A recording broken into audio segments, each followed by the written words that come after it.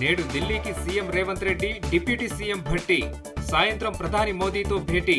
విభజన హామీలు, ఇతర అంశాలపై చర్చించే అవకాశం.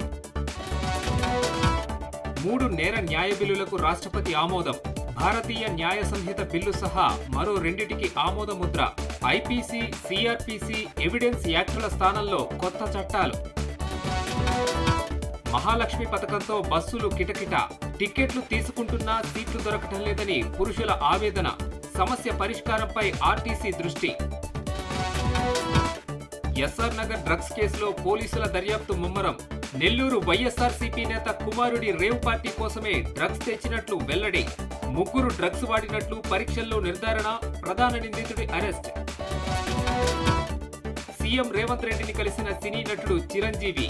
ముఖ్యమంత్రి నివాసంలో సోమవారం మర్యాదపూర్వకంగా భేటీ. రాష్ట్రంలో ప్రజారంజక పాలన అందించాలని విజ్ఞప్తి. తిరుమలలో నేడు శ్రీవారి పౌర్ణమి గరుడ సేవ రద్దు. అధ్యయనోత్సవాలు జరుగుతున్నందున ఈ నిర్ణయం తీసుకున్న టీటీడీ. భక్తులు గమనించి సహకరించాలని విజ్ఞప్తి. దేశంలో కోవిడ్ JN1 బారిన పడిన 63 మంది. గోవాలో అత్యధికంగా 34 కేసులు నమోదైనట్లు కేంద్రం వెల్లడి. కొత్త రకం వైరస్ సోకిన వారిలో అందరూ కోలుకుంటున్నట్లు స్పష్టం. యానిమల్ మూవీ వసూళ్లపై ప్రొడ్యూసర్ కీలక వ్యాఖ్యలు. తొలి వారంలో 40 కోట్లు నష్టపోయామన్న నిర్మాత ప్రణయ్.